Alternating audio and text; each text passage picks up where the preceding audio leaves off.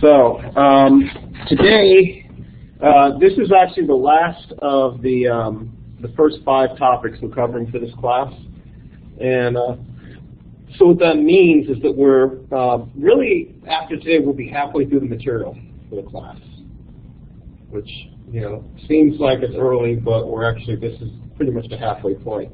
And so what's going to happen after today is next week we're going to be reviewing the topics from the last few weeks, and then we're going to be doing the midterms the week after that. And so the recitation this Thursday is going to focus on the material I'm going to cover today. The recitation next week, Thursday, is going to be on some of the other stuff that we've covered before that. And then the following week is going to be basically going over some things with the exam. Hopefully I'll be able to have the exam graded and get that back to you guys by Thursday. So, just fingers crossed on that one, since I'll try to do as good a job as I can, as quickly as I can, to get that back. So, today we're going to start talking about complex variables.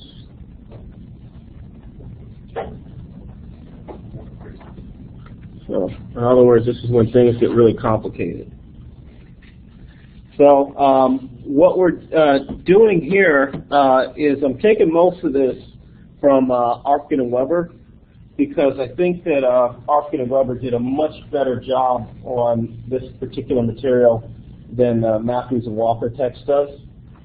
And, Arfken and Weber does seem to be a little bit long-winded, but what you'll notice is that in Arfken and Weber, the way this is set up, there's actually 2 parts where it talks about complex variables. There's the first part, which is part of chapter 1, which is meant to be like a long, extended review. And that one kind of does a little preliminaries about complex numbers. And then later on in chapter 11, it goes through a lot more detail, and it goes into like a lot of the deeper stuff in terms of using Riemann integration and stuff like that. So, or contour integration. So what we're going to be doing then is we're basically going to be going over both of those today, with the emphasis on a lot of these problems is going to be in the later part. And so when you're done with this, essentially a lot of those integrals that you need to use Shalom's outlines for, you'll be able to do without. So I'd say you'd be able to solve most of the integrals out of Shalom's outline. There's still a few other tricks you got to throw in, but a lot of this stuff you can do. So we start off with the idea of a complex number.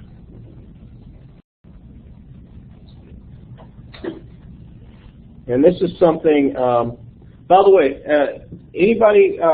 has everybody here taken a complex variables class at some point in the past or covered the topic?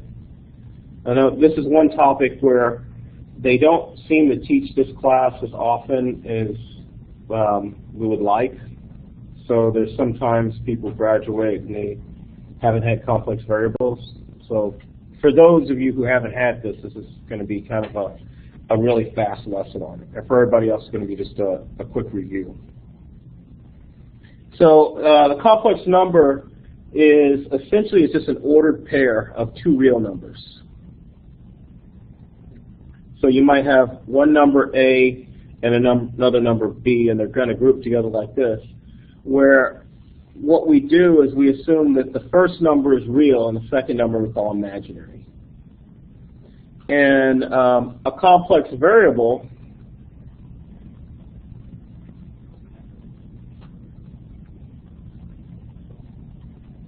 is simply an ordered pair of 2 real variables. So in this case, you might have some variable z, which by definition is made up of a real variable x and an imaginary variable y.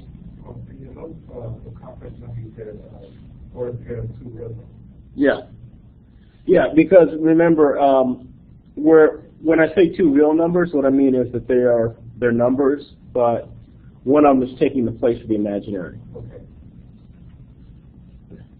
And so here, order is important. So xy is not the same as yx. And it's because the real number is going to be the first one, and the imaginary number is going to be the second one.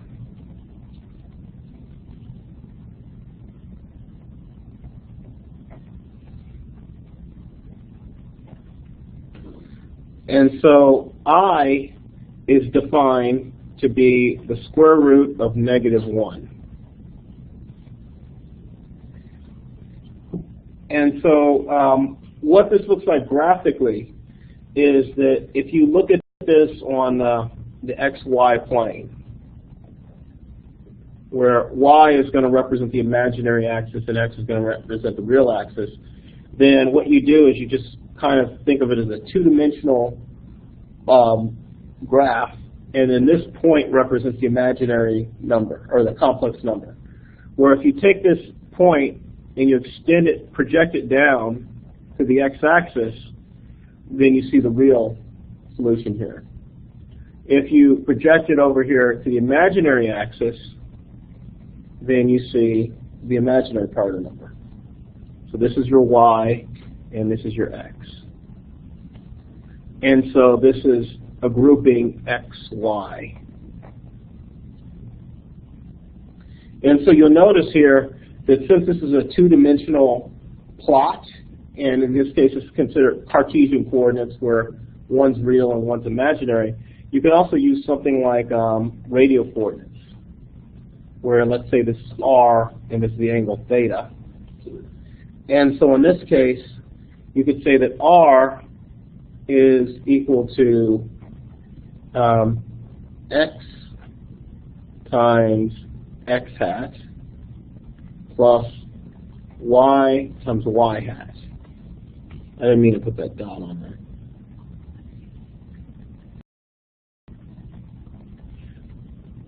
And so if you do it like this, you could see that, well, you can still represent your imaginary or your real, your complex is just the sum of those two.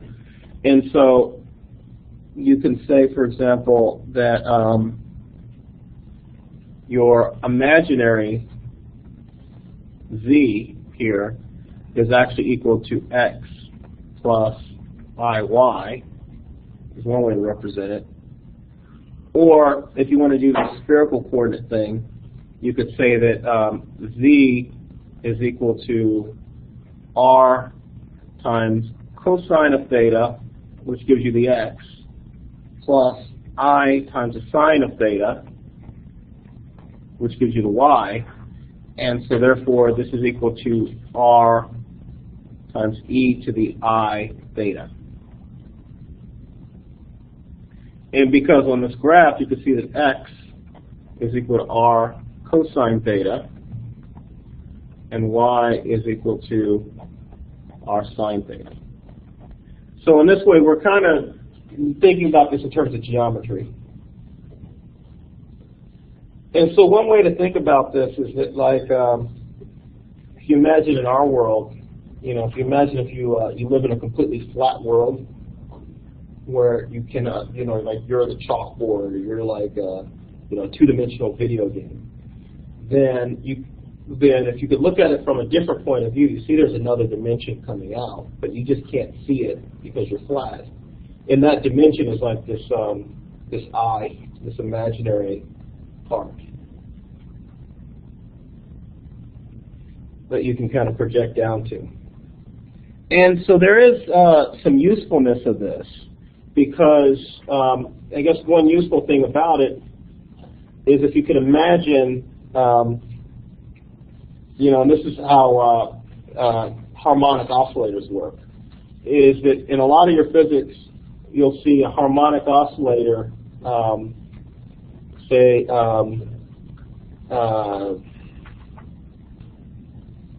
your solution, say f of theta is equal to amplitude times cosine omega t, right? And what this looks like, or actually f of t, I guess would be a better way to write that.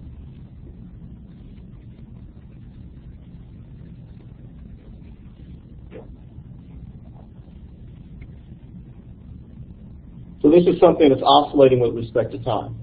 Now, one way you can draw this is you think about it as something looping up and down, and it's a cosine function. Or it could be a sine function, right? But another way to look at this with complex variables is you can imagine you have a circle or a wheel. And on this wheel, I'm going to put a peg, okay?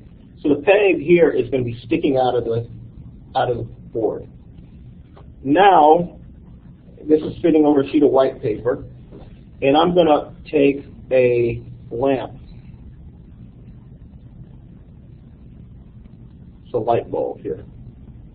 And this lamp is shining light down on this thing, right? Now what happens is I spin the wheel. Shadow goes back and forth. Yeah, the shadow goes back and forth. So let's say the wheel starts spinning like this, so counterclockwise. Then the peg is going to start here, and its shadow is going to move this way, and then that way, and this way, and that way, and back and forth. And now if you take the paper, and let's say you trace the shadow versus time, then what's going to happen is it's going to look like this, and it's going to go this way, and that way, and so on, and you create this exact same pattern. Now the difference is here we just wrote it as cosine theta. Here, since this thing is spinning, and this is the imaginary axis,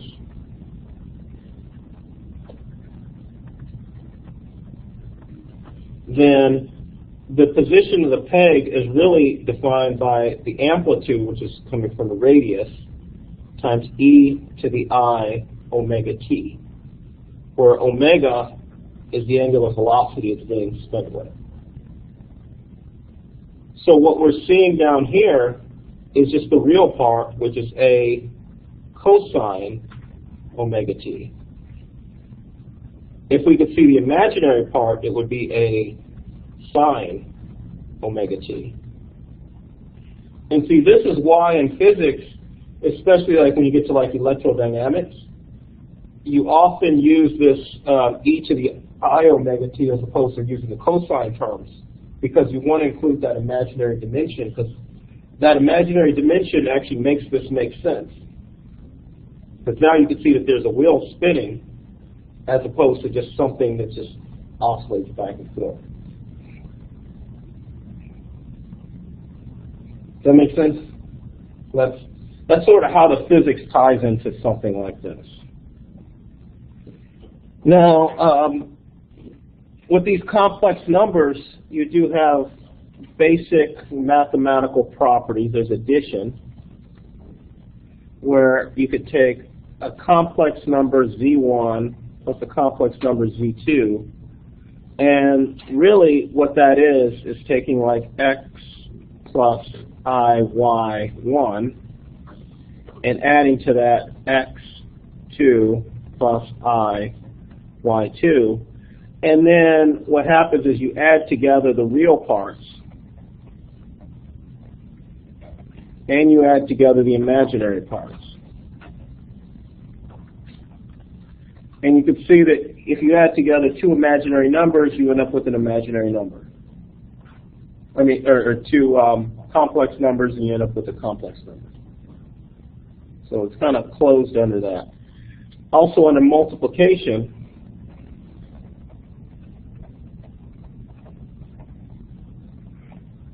you would have, like, say, z1 times z2, in which case you're taking x1 plus iy1, and you're multiplying it by x2 plus iy2. And then you notice something curious happens here. When you multiply the real parts together, you get x1, x2. When you multiply the imaginary parts together, I times I gives you minus 1, so you have minus y1, y2. But then, what happens is when you multiply a real times an imaginary part, you get I x1 y2, and then you multiply the other real and imaginary, you get a plus I times x2 y1. So the cross terms become imaginary, and the real parts and the imaginary parts, when they multiply together, become real. And all this comes from the fact that if you have I squared, you get back minus 1. So it's kind of like you can have something that's completely imaginary, and it's still, under certain conditions, it can yield you something real, almost like something coming out of nothing. Now, with this, you'll notice that the cross terms are the parts that give you the imaginary part. So if I had taken, say, z1 and I multiplied it by its complex conjugate, what would have happened was I would have had x1 plus I y1 times x1 minus I y1, right? In which case I multiply the real parts, I get x1 squared, multiply the imaginary parts, and then what happens is I get I times minus I, so I have plus 1 y1 squared. And then the cross terms are all going to disappear because I'd have x1 y1 times I minus x1 y1 times I, so the cross terms disappear, and I end up with something purely real. It's kind of neat mathematically how that works out. And that is the length of the vector. That's the magnitude of the vector squared. So what happens here then is that you can do all this same math with these complex variables that you could do with the regular real variables.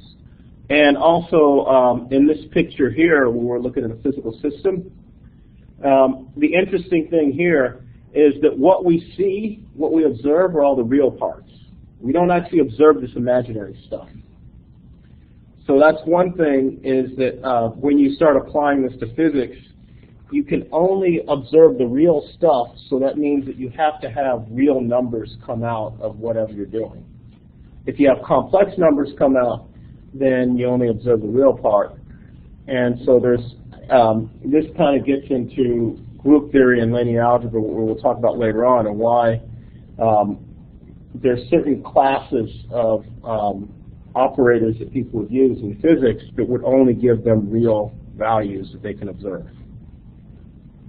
And in quantum mechanics, that comes up a lot, where everything is structured so that you get real values.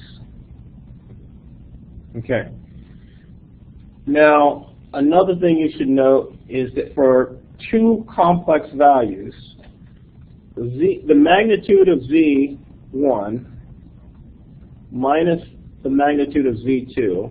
By the way, magnitude is basically defined as this right here is the magnitude squared, so it would be the square root of this, or which is equivalent to the length of r in this case. Since you can see here, if you take z and you multiply it by its complex conjugate here, then that would be like r e to the I theta times r e to the minus I theta, assuming that r is real, because it's the length. And then the e to the I theta terms fall out, and you have r squared. It's the same thing as length. So that, for each one of these, is always going to be less than or equal to z1 plus z2, and then taking the magnitude of the whole thing, which is less than or equal to the magnitude of z1 plus the magnitude of z2. And that makes sense because, you know, if you look at these as vectors in 2 dimensions, then it makes sense that, like, if you take two vectors and you add together their magnitudes, that's always going to be greater than if you just add the vectors together and then find their magnitudes, or if you just found the difference in their magnitudes.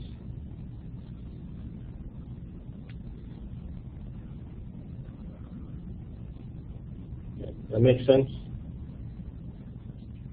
And I would say, just as your own exercise, just show this with vectors.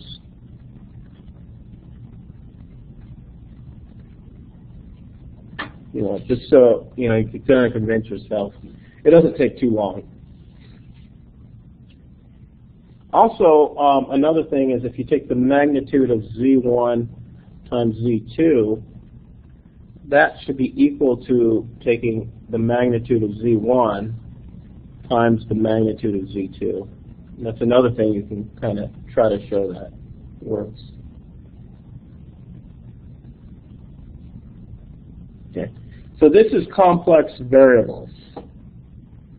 We can move on from complex variables to complex functions by just assuming that we have, let's say, some function of z, which is equal to a real function of x and y plus an imaginary function of x and y.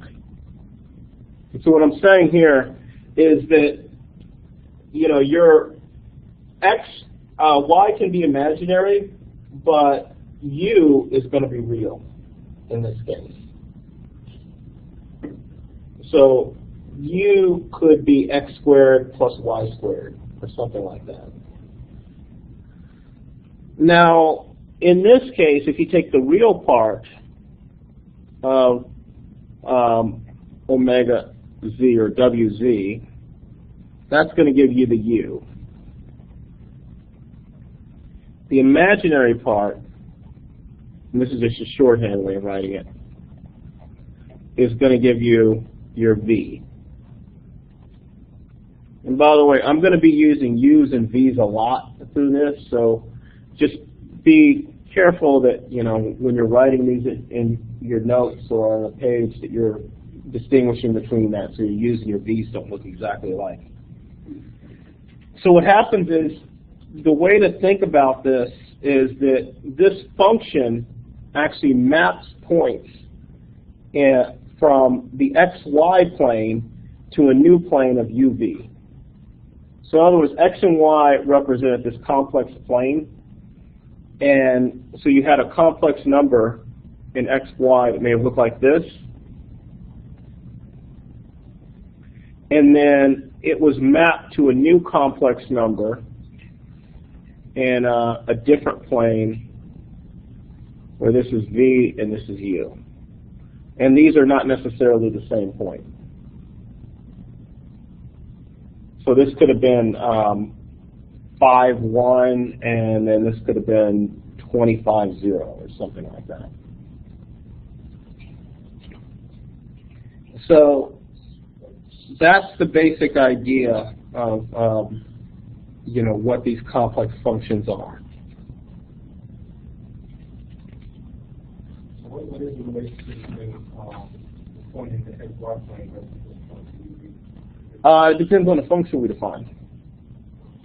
So it could be, for example, let's see. Let's suppose u as a function of x and y was equal to x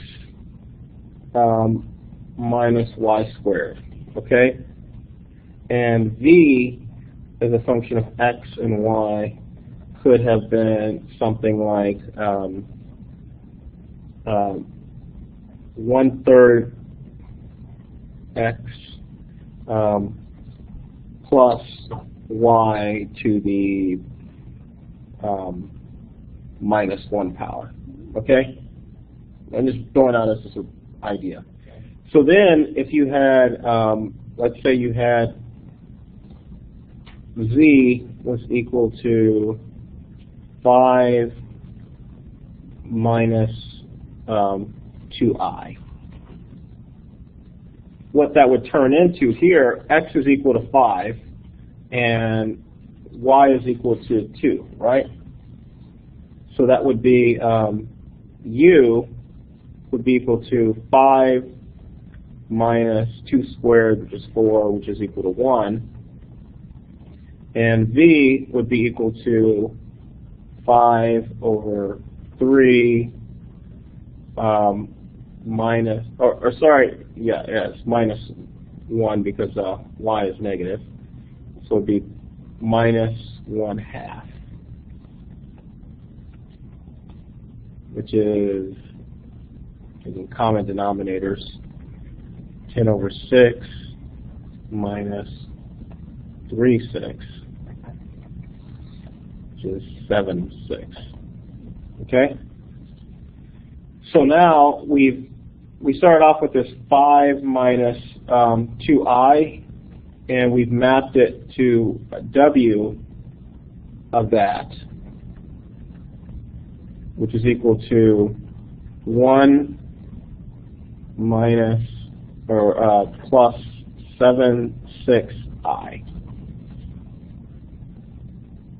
So basically, these are both complex numbers, and this one happens to relate to this one by this function. That's all that means. So is mu be a subspace of x1? Yeah, that's one way to think about it.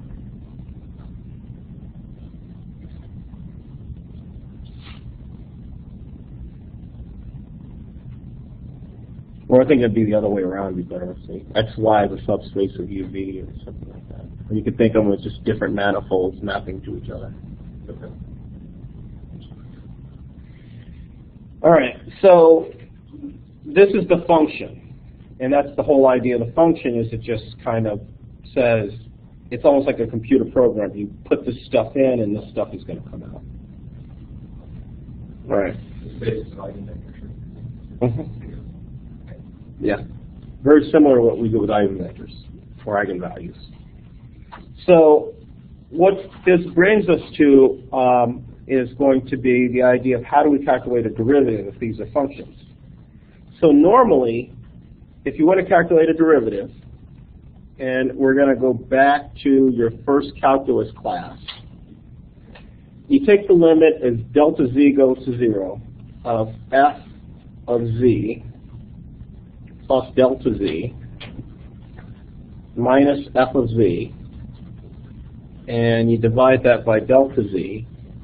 That will give you partial f with respect to z, which you call f prime of z.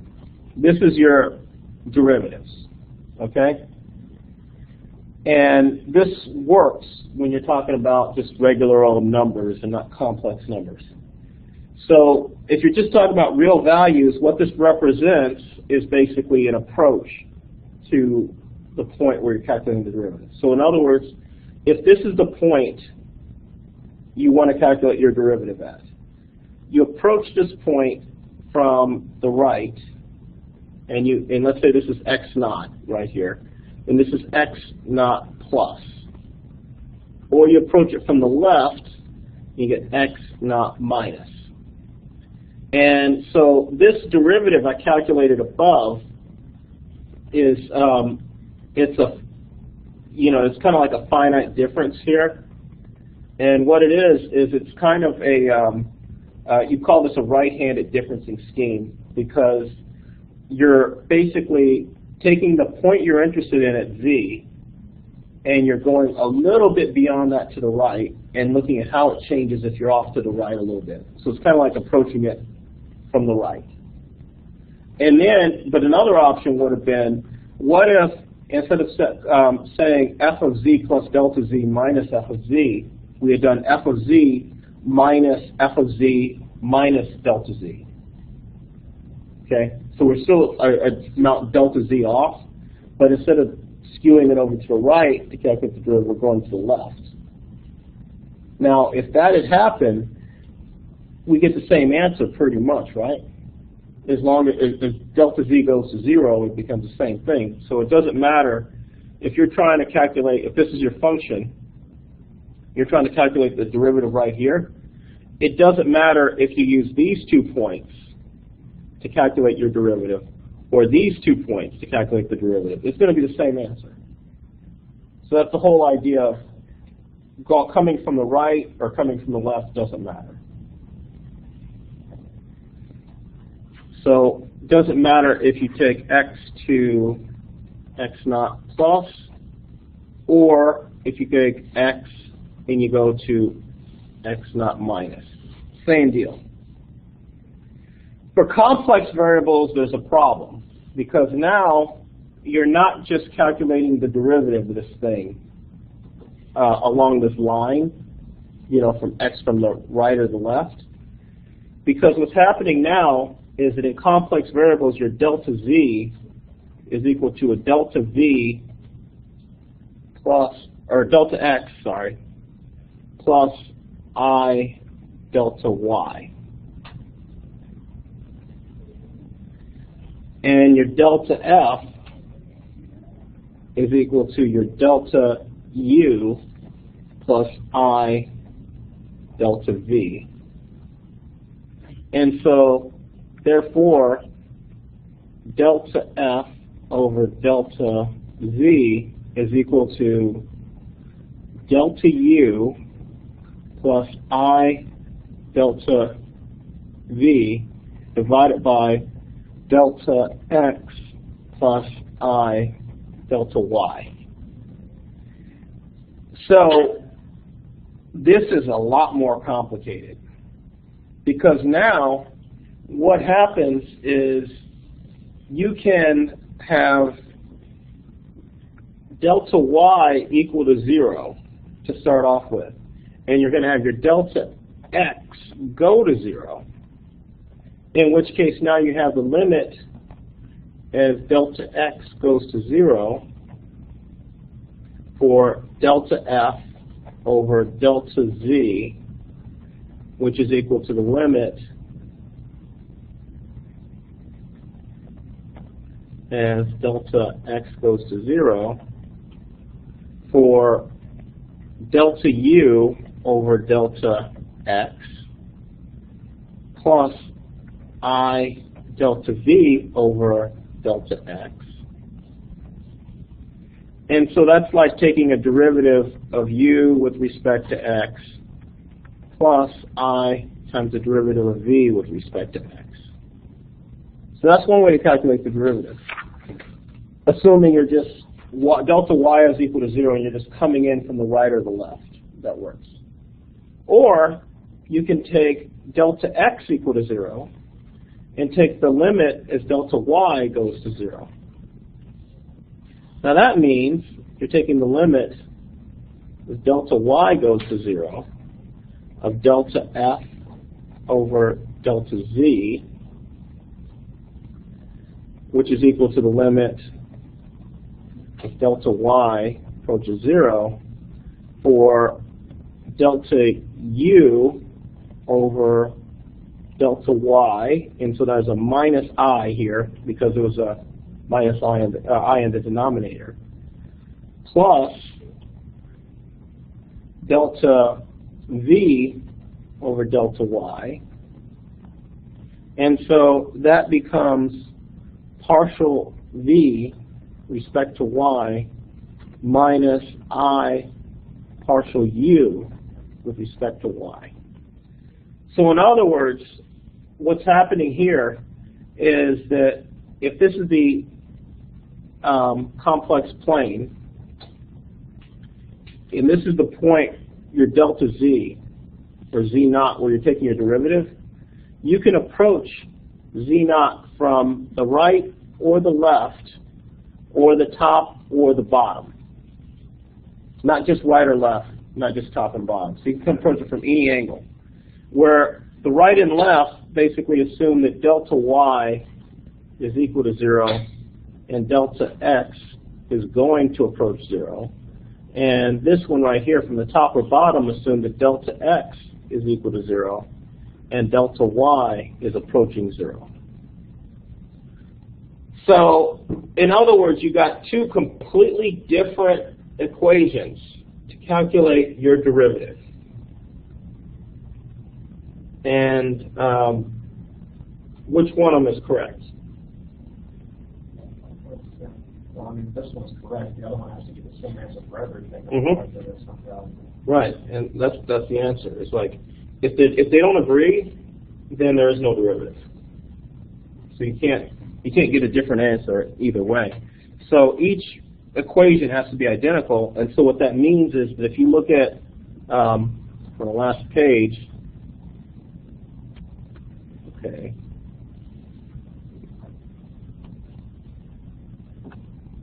Okay, go. I hate it when it does that. If you look at this last page here, what that means basically is the real parts of these have to be equal and the imaginary parts have to be equal. And then you could say that the whole thing is equal. So you get from that if you take the limit as delta z goes to 0 of delta of f over delta z, that should be equal to partial u respect to x plus I partial v respect to x, which is equal to partial v respect to y minus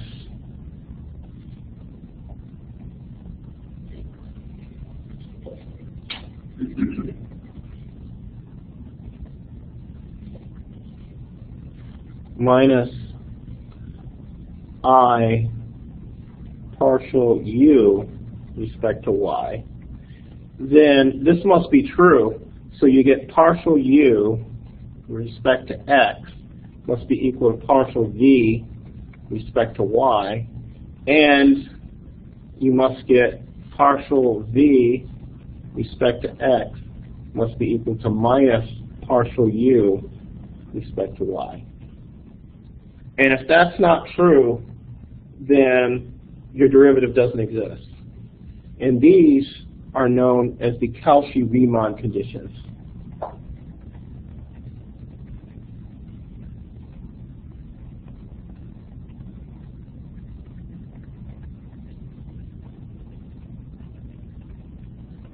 And so if the Cauchy-Riemann conditions are satisfied, then what happens is that you have a derivative that actually exists. And that's if u and v are both continuous. If you have discontinuities, of course, it doesn't really work. But you have to have those things be continuous, and they have to be satisfying these conditions. If they don't, then we get what we call singularities, or discontinuities, or whatever you want to call it, or a non-regular equation, another way of writing it. Yeah. So what happens is delta f, another way of writing this, is basically equal to taking partial u partial x plus I partial v partial x, and multiplying that by delta x, because this whole thing here is just delta f delta x. And that plus partial u partial y plus I partial v partial y. Actually, this should be minus. I got that wrong in my notes.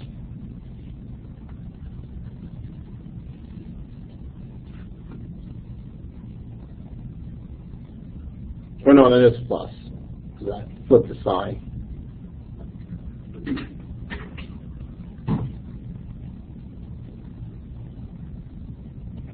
Because I multiply by I, delta y. And so this whole thing is equal to delta f delta y. So that is basically saying that, you know, we have to satisfy these conditions or have a derivative in complex space. And some of the words they'll use in the text are analytic, holomorphic, or regular, if this is satisfied. And so we'll say that, you know, this is analytic if you have a derivative that exists at that point. So, for example, one of the first things you have to do in the complex variables for these problems is you look at a problem and you have to decide whether or not it's analytic. If it's not analytic, then it doesn't satisfy the Cauchy-Riemann conditions, and there's no derivative that exists. If it is analytic, then you're okay. So what happens is, for example, if I gave you the function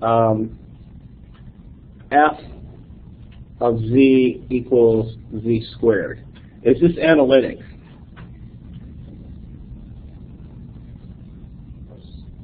Well, we have to dive a little deeper on that first. Let's check it, put it through the test. But so what happens is this is z squared, and so you could see that z squared means that you have essentially x plus iy squared, right? Which is going to give you x squared minus y squared plus 2ixy. And so you have a u function which is equal to x squared plus or minus y squared.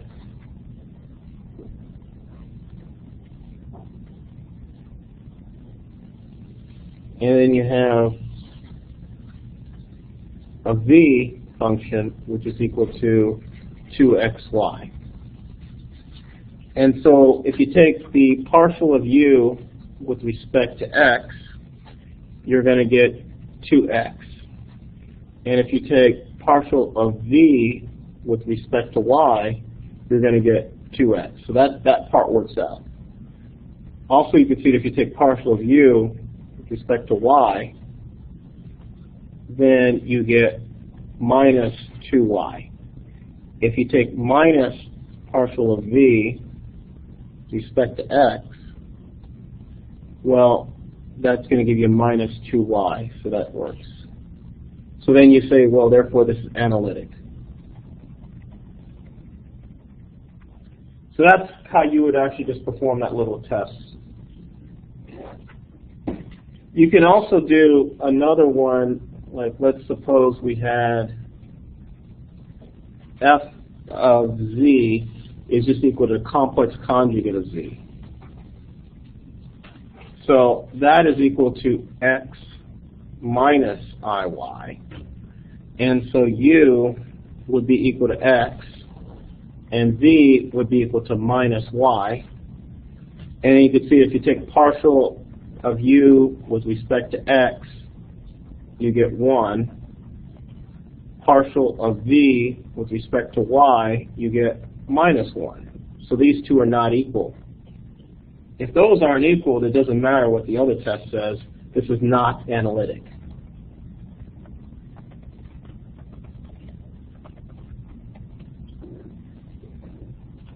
So from that, we can just say whether or not a function is analytic.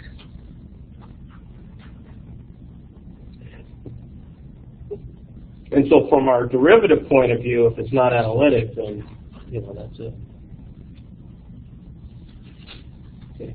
Any questions so far? Okay. But, sorry, that means if it's not analytic, you can't create a derivative. Yeah. Yeah. Yeah. I mean, so far. So right now we're talking about just derivatives, but what we're going to do in a minute is we're going to actually talk about integrals. And for integrals, it gets a little bit more complicated. So I guess, does anybody want to take a break before we get into integrals, or you want to motor through right now? Because we're only a few minutes before 5 o'clock. Take a break? Okay.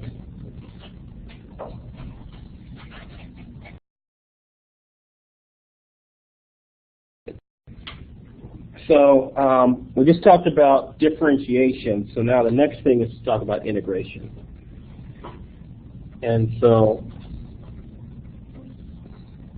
what I'm going to do is I want to kind of build up how to do integrals in complex variables, and I'm going to do this from very similar to how you learned how to do integrals initially when you were first taking a calculus class. So if you think about it, here is the complex plane. Okay. And let's suppose this is some curve going through complex plane. So what happens is we could divide this curve, let's say this is Z0, Z1, Z2, Z3, Z4, Z5, Z6, Z7, etc., right? And within this, let's suppose you have different points that are labeled. Let's say they're like the halfway points between each one of these. And each one of these halfway points is labeled like with an L. So they script L1, script L2, script L3, etc. So what happens is you can write your integral, or as a summation first, where if you sum up your values from j equals 1 to n of the value of your function at each one of these intermediate points, and you multiply that by the difference between, let's say, z sub j and z sub j minus 1. Then what happens is you're basically doing an integral, because an integral, and you know, you have to keep in mind this is complex plane, this isn't the actual values, but if this was just doing a one-dimensional integral, then your integral is basically just taking the area underneath a curve, as you remember. So you might have something like this, and you just kind of divide this up into blocks, right? And then at each block, you say, well, this is the average value of the block, and you just find the area of the block, and add up the areas of the blocks, and that gives you the value of your integral. I'm basically doing the same thing here, where I'm saying that f of whatever this point is going to give you the height of your block.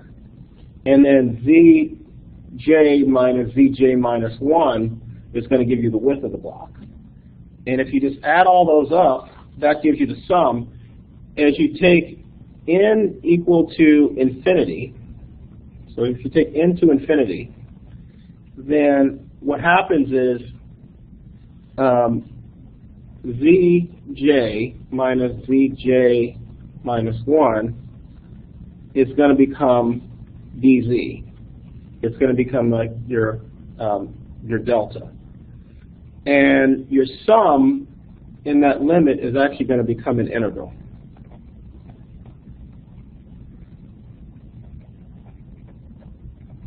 So it's equal to the limit, if n goes to infinity, of the sum from j equals 1 to n of f of script lj zj minus zj minus 1. And then you can see that that is just simply integrating, in this case, from z0 to z infinity, let's say, of f of z dz. And so this is called a contour integration.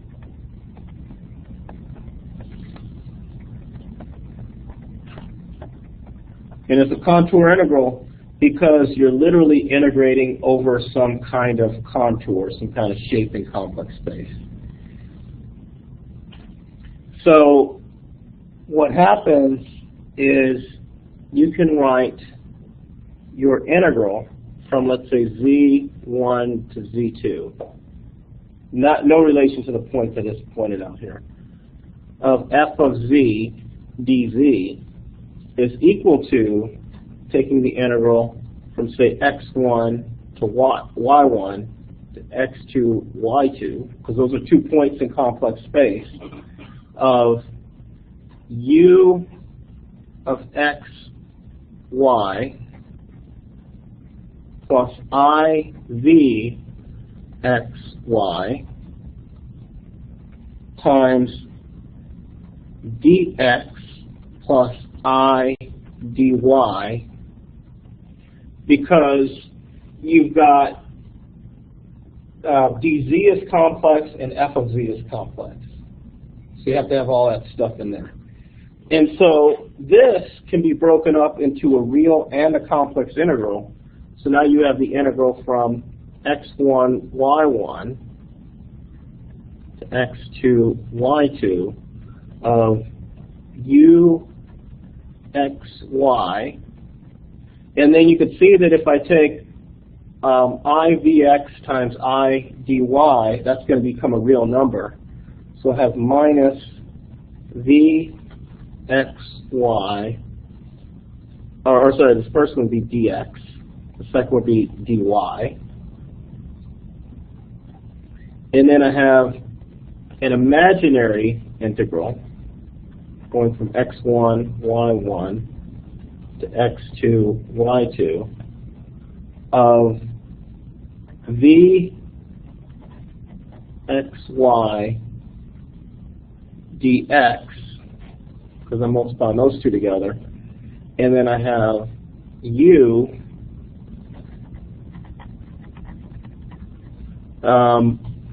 times the dy term. And so this is what I have to solve as an integral. This is pretty ugly, right? So the question is, how do I solve that, and what does it mean? Now, I need to do a little aside here. This is, if you're following my notes, I'm sorry, because this is one of those things that's just very difficult to put in the right order for the class to understand. But as an aside, what you can do is, if you look at this in terms of vectors, and we have the vector v is equal to some vector broken up into the x hat and y hat parts. Okay? And so you can think of x hat being the real axis and y hat being imaginary or whatever. Then if you integrate around a closed contour, vx dx plus vy dy, then if you apply Stokes' theorem to that, then you can get that this is the integral of partial vx partial x minus partial vy, or sorry, other way around. The first one's supposed to be y. The second one's supposed to be x, partial y, of dx dy. Because as you can remember, Stokes' theorem basically says from, and you might remember this from electrodynamics, is that if you take the integral of the curl of a vector integrated over an area, then that's equivalent to integrating the vector over a line. Okay, and this should be a dot product here. And so basically what we did was we started off with this thing that looked like a line integral, and we turned it into a curl to integrate over an area. So what's happening up here with our complex integration is that this right here looks like a line integral, because you have u dx, v, dy, and so on, right? So therefore,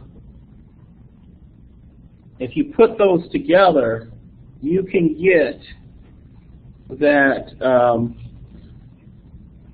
if you integrate over, say, a closed contour of u dx minus v dy, which is the first integral, then this is very similar to integrating over a closed contour for v x dx plus v y dy,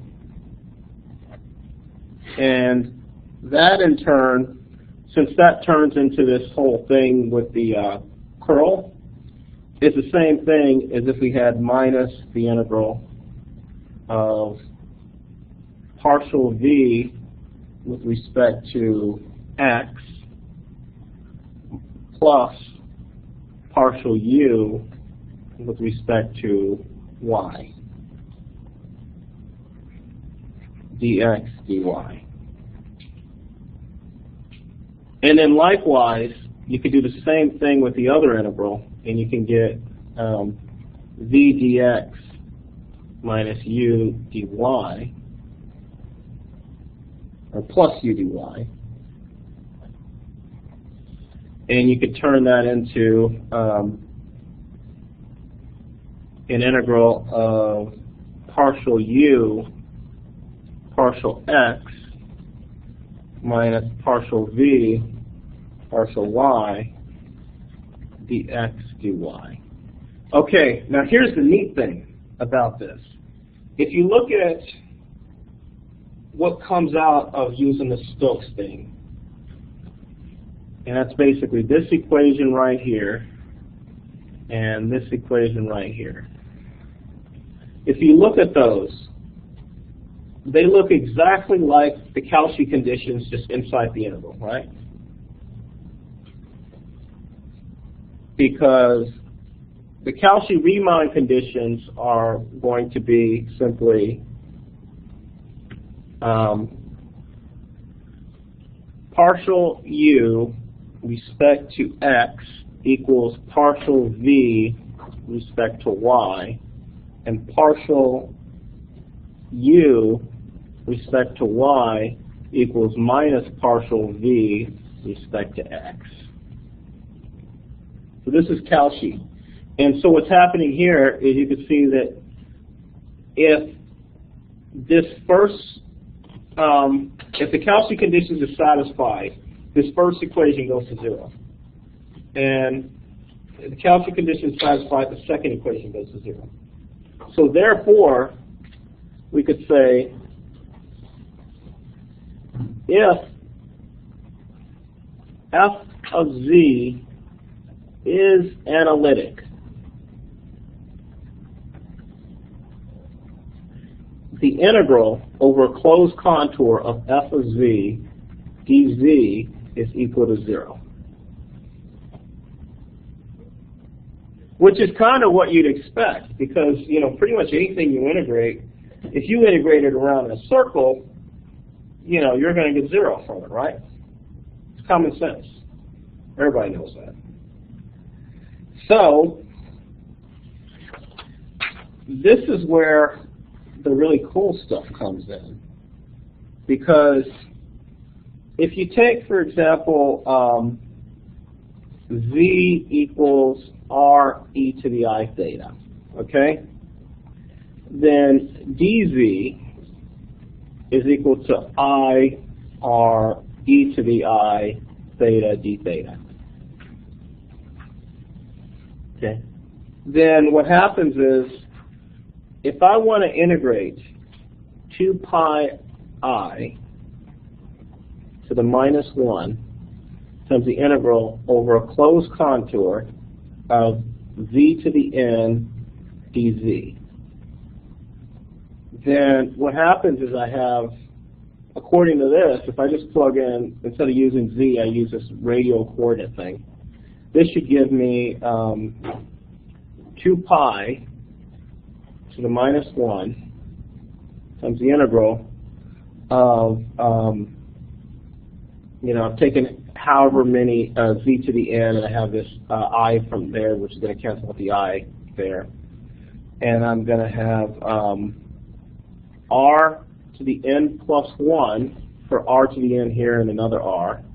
And I'm going to have e to the I n plus 1 theta d theta. Okay?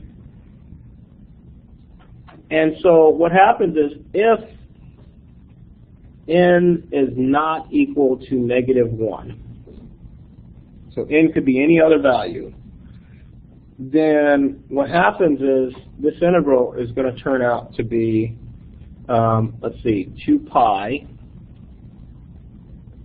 I to the n plus 1 all to the -1 power. I'm taking the integral, r to the n plus 1, and then I'm evaluating e to the I n plus 1 theta from theta equals 0 to 2 pi. Now, if n is an integer, then I'm always going to get the same value at 0 and 2 pi, right? So this is all just going to come out as 0. So in other words, what I just proved is if you integrate around a closed circle, you're going to come back on itself and you're going to get 0.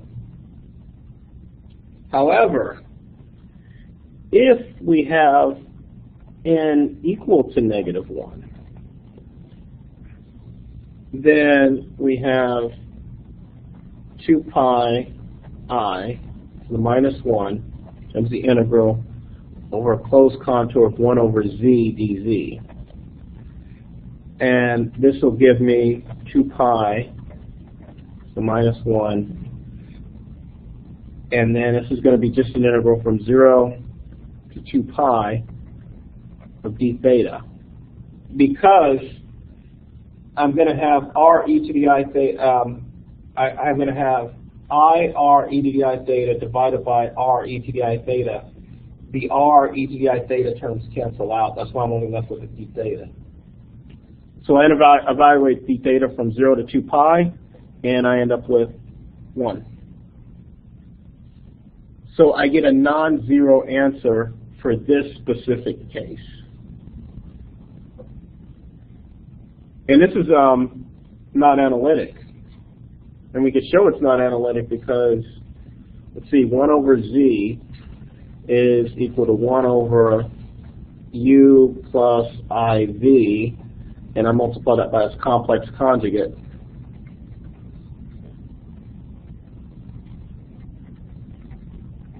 And I end up with, let's see, sorry, this should be x and y.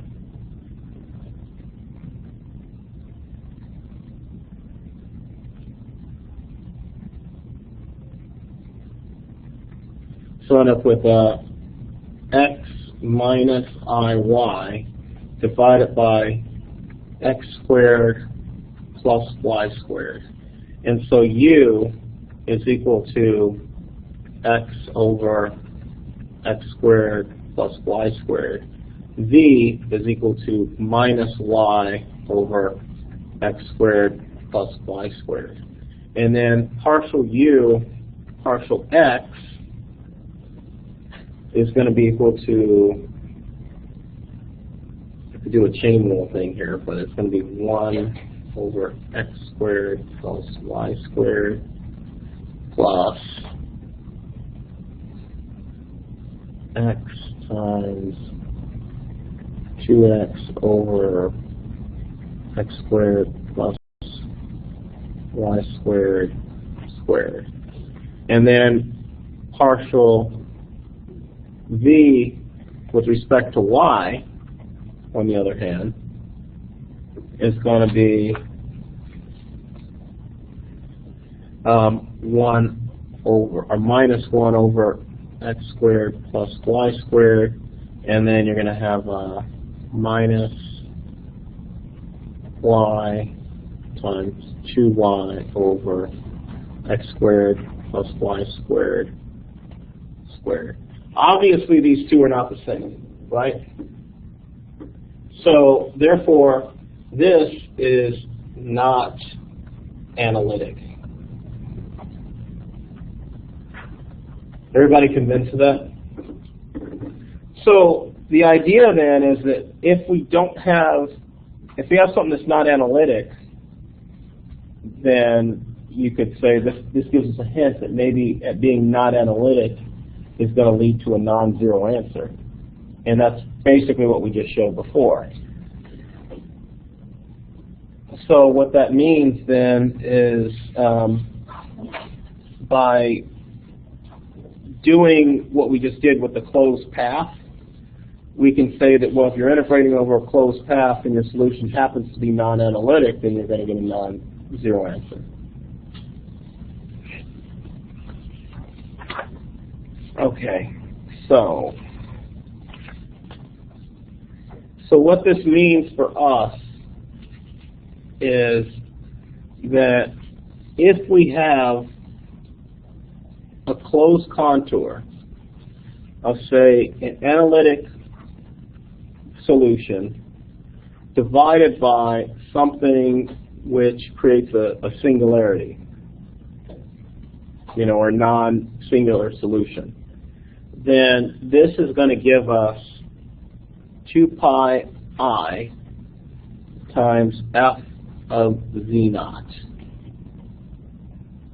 Okay? This is what we want to prove. And if we know this, if we could prove this, then we could solve a lot of integrals basically by just saying, well, this is the solution.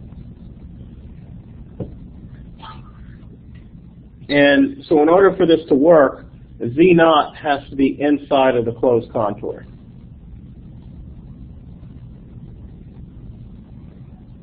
And so what happens is we can draw something like this, where we have, this is z naught here, and this is x and y, and we could say have some kind of contour that goes like this, and then it just loops down and it just goes around here and it comes back. And this is the singularity right here at z naught. So our contour goes this way, and then because it's looping around this way, it's actually going to go the opposite way. Oops, is that right? So C is going to be the full contour. I'm going to call this other one C2. And so if I use Z equals Z naught plus R e to the I theta, then dz is still equal to I R e to the I theta. And I can plug that in and I can get that my integral is going to go from f of z over z minus z naught dz to the integral of f of z naught plus r e to the I theta over, now this is going to just be r e to the I theta, and this is going to be r I e to the I theta d theta. So the e to the I thetas cancel out, this r cancels out, and I'm left with just the integral of f of z naught plus r e to the I theta times I d theta. Right? And so what happens is, as r goes to 0, because we're only going to be concentrating on this contour C2, so r goes to 0, and then we're left with just f of z naught inside the integral, which is a constant, right? and then we get a 2 pi I from integrating the rest of it. So if we're only integrating around C2, then that works. And we can make an argument to only have to integrate around C2 because you can literally, you can add up the integrals. And inside of this space, it's basically just empty space. There's no other singularities except for the one right here. Everywhere else it's analytic. And so from that, you can get that this is going to be the solution to your integral. So every single time you see an integral like this, that's your solution. And you can also write the more general form, which is that the nth derivative of f of z naught is equal to n factorial over 2 pi I times the integral of f of z dz divided by z minus z naught to the n plus 1. So in this case, all you have to do is just integrate all of these. Or you could just basically just take whatever power is in the denominator, and that's your integral, and you just divide it by the n factorial multiplied by 2 pi I.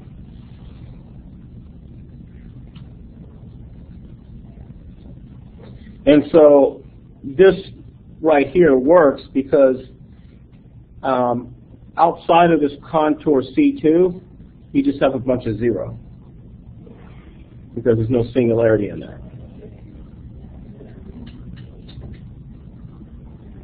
Okay. And so basically, the whole idea here is that you just simply just add up all these singularities, which are called poles. And the pole is basically where you could see that if z goes to z naught, this thing blows up. And when this thing blows up to infinity, it's hard to define a derivative at infinity.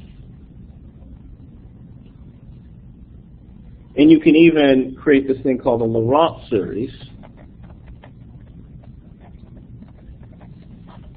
where you're simply defining your function as the sum from n equals minus infinity to infinity of all of the poles.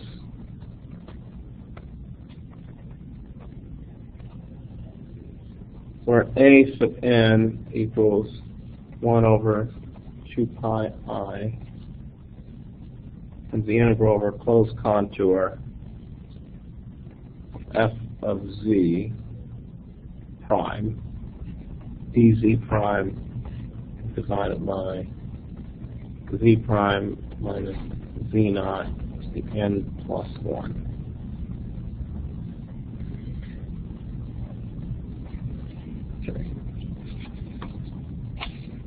And you can, based on what n is, you could just have this as all the different poles that are available.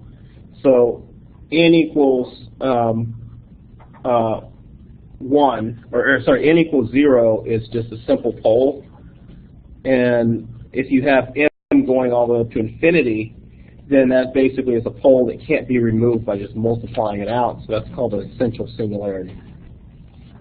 But that's not something we really have used much here. All right.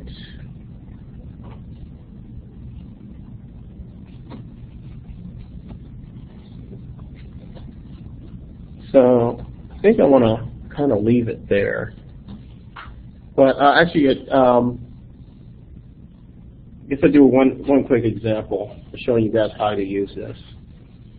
And the basic idea is when you're integrating something, the way you want to do this is you basically have your function, your guiding function, which is your f of z naught equals the integral f of z over z minus z naught dz, right?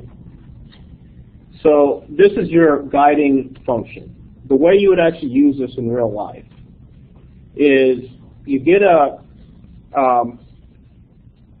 problem and you find out first where the pole is. The pole could be on the imaginary axis here. It could be right there at the origin. It could be on the real axis. And then typically what will happen is your integral range will be from minus infinity to infinity, or from 0 to infinity, or something like that. In which case, if it's minus infinity to infinity, then you integrate from minus infinity all the way out to infinity, go back around, and this becomes your contour. And if your singularity is in here, and let's say there's one of them, then your solution in this case is going to be 2 pi I times f of wherever that singularity is. Let's suppose you had a different problem where your singularity was right here at the origin, okay? Well, if your singularity is right here at the origin, again, you're integrating from minus infinity to infinity and going around. In this case, only half of your singularity is covered, right? So your solution in this case is going to be pi I f of 0, where f is the analytic function part. Or if you're only going from 0 to infinity in that same case, your singularity is right here. Now you're integrating from here up, around, and back down, and you're only catching a quarter of your singularity. So now you have something like pi over 2 I f of 0. So there's a little complications that come up with this. And so what I want to do on Thursday is I can go over some more specific examples, but I think that really we're at the point now where you guys need to actually practice and use some of this to actually solve some problems. And one exercise that's really useful is to actually look at some of the integrals in the Shalm's outline, particularly any of them that have a range from 0 to infinity or minus infinity to infinity, and try to use this calculus of residues in order to solve them, where you're literally just, finding out what the singularity is or where it is, and then using that to solve the integral. And some of them are going to be a lot easier than others. Some of them are going to have higher powers or things like that. So, all right. Any questions? I know this is still a little early, but I think we've covered a lot of this. All right. If that's it, then I'll see you guys on Thursday.